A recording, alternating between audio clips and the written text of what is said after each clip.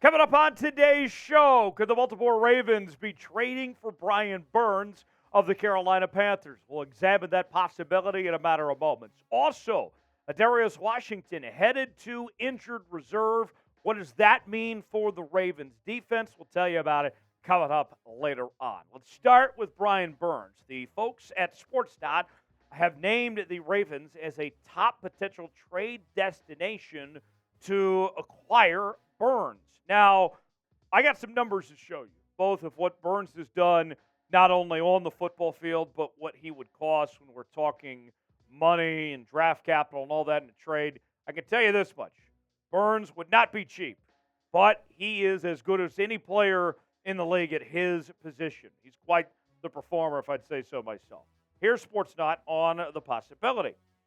25-year-old two-time Pro Bowler wanted a new contract ahead of the 2023 campaign after recording 21.5 sacks over the previous two seasons. He's looking for between $26 to $28 million annually. The Panthers might not want to pay that up. Now, I think about this.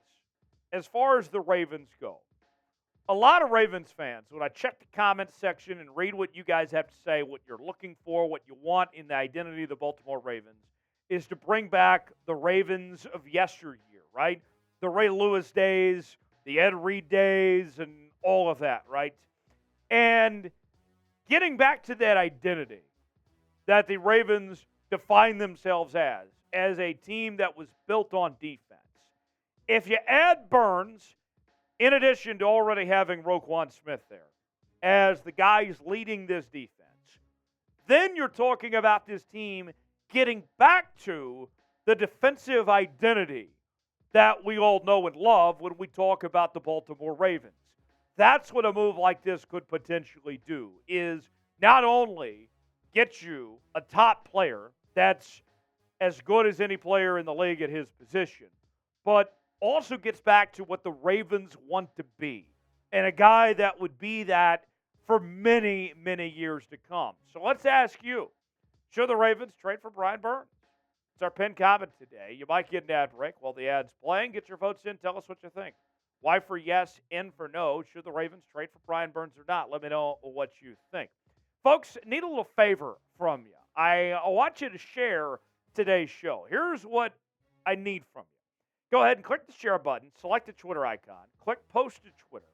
And if you tag me on Twitter at Tyler Jones Live, then not only am I going to retweet you, but the first 10 people to follow me and retweet today's show, I'm going to follow you back on Twitter.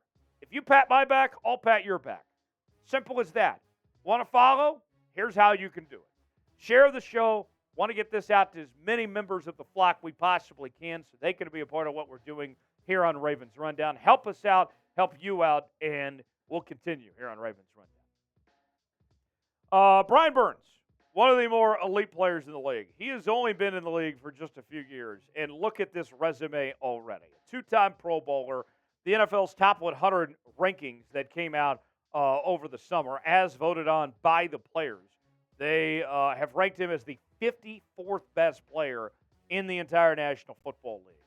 And while he's finishing up his rookie contract right now, the deal that would be expected that Brian Burns is looking for, whether it be from Carolina or another team, like let's say the Ravens out there, is somewhere in the range of 4 years to $112 million.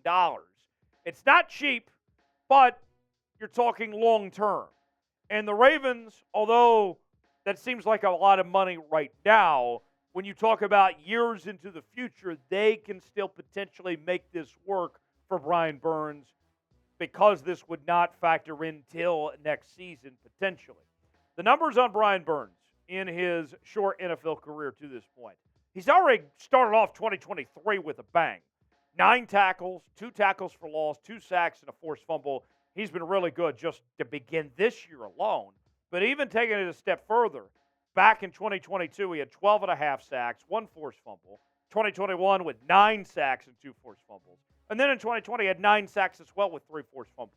Brian Burns has been nothing short of spectacular already to begin his NFL career. I got a trade idea I'm going to show you in a moment, but first, want to tell you about our sponsor, Game Time Today. Game Time is the place to go for last-minute tickets when you're talking about sporting events, concerts, comedy shows, and Ravens football. Look, a while back, I was looking for tickets, trying to figure out if I could get tickets in time to go to a baseball game.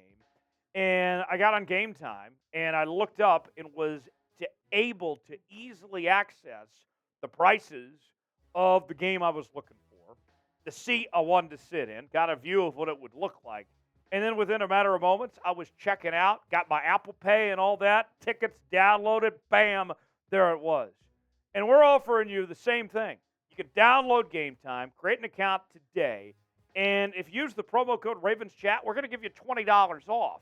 So for some events, with that $20 off, you're pretty much getting a free ticket at that point.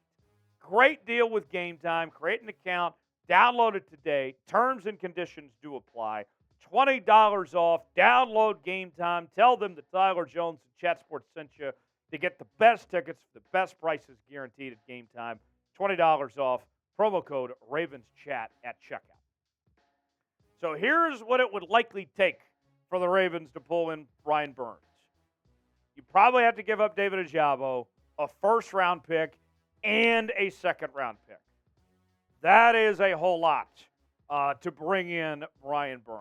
And that's a pretty high asking price, not just to trade for him, but also to pay him as well. It's hefty. And giving up a guy like David Ojabo, for example, David Ojabo, I think, has got an incredible bright future, and he's off to a decent start already to this year. So that, to me, at that point, I'm like, maybe not. I don't know, Jim. Brian Burns would be awesome to have, but at what point is too much? And if that's what it takes, that might be a bridge too far. Who's the player the Ravens should add? They're off to a 2-0 start, but what do they need to do to take that next step to compete at a high level this year? Drop a player in the comment section. Let me know who that is. Now to the injury report for the Ravens. The Ravens have placed defensive back Darius Washington on IR. With that, center Sam Mustipher has been promoted to the active 53-man roster. So when it comes to Washington, he's played a lot already this season. So this isn't a loss that doesn't hurt the Ravens. He played in 95% defensive snaps on Sunday against Cincinnati, 73% against Houston. So he's had a pretty significant role, which has included 6 tackles, no interceptions, 1 pass breakup already to this point. I hate it for Darius Washington. This was somebody that I think was on the right track, that was already making an impact just in his short amount of time. But now I wonder, is it Marlon Humphrey time? It's been a couple weeks. We heard that was kind of the timetable of when the Ravens were hoping to get Marlon Humphrey back. You lose Washington, and with promoting Mustipher to the 53-man roster, are you saying that, hey, we're doing this because we're getting Marlon Humphrey back? I'll dive more on Marlon Humphrey in just a moment. But first, if the Ravens make a move, if they do go ahead and sign a corner or anybody like that, we're going to make a video here on the channel. Subscribe now for daily Ravens news and rumors. We do live shows, watch parties, and more. Subscribe now for free to stay up to date with your Baltimore Ravens. We got you covered. Turn on notifications so you never miss a moment. YouTube.com/RavensTV. So Marlon Humphrey missed the first 2 games of the season from foot surgery. And when the Ravens get Humphrey back, they will be getting somebody that is one of the best at his position. A 3-time Pro Bowler, first-team All-Pro.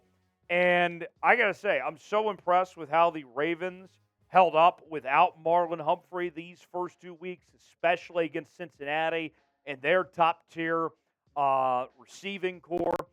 The secondary is a whole lot better than what they looked in the preseason. Granted, we saw, mostly backups in the preseason, but it is a step in the right direction. And now you're about to get your best player back.